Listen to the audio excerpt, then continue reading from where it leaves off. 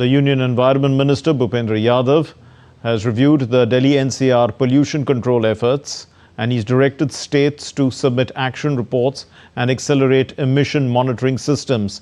Tapas Bhattacharya has this report.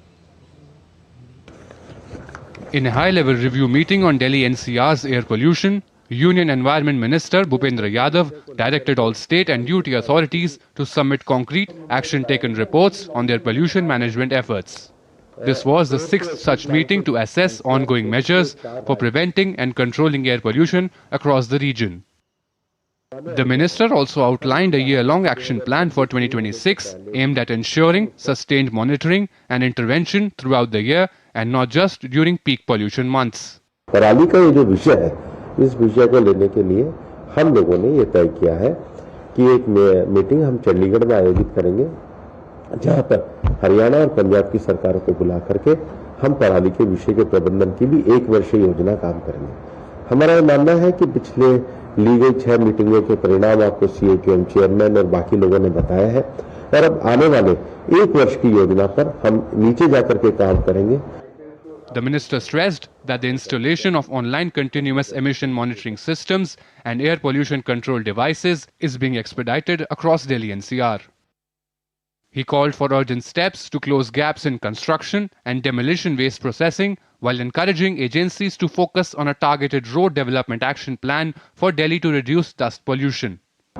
जो महत्वपूर्ण मुद्दे हैं वाहनों को लेकर, रोड डस्ट के अबेटमेंट को लेकर और उसके अलावा greening and plantation, municipal solid waste का मैनेजमेंट और आगे की योजना क्या होनी चाहिए, इन सब विषयों पे विस्तृत चर्चा हुई। अगर हम जनवरी से नवंबर का पीरियड लें तो केवल 3 दिन जो है वो AQI 400 से ऊपर क्रॉस किया है पूरे साल में। Highlighting improvements on the environmental front, Bhupendra Yadav said accelerated greening efforts across NCR, from roadside plantations to urban forest development, remain a priority to improve local air quality.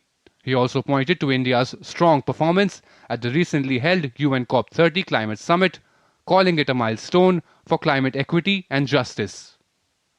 India's concern on climate finance, technology transfer, adaptation, and unilateral trade measures were fully articulated and successfully incorporated into the final decisions. COP30 में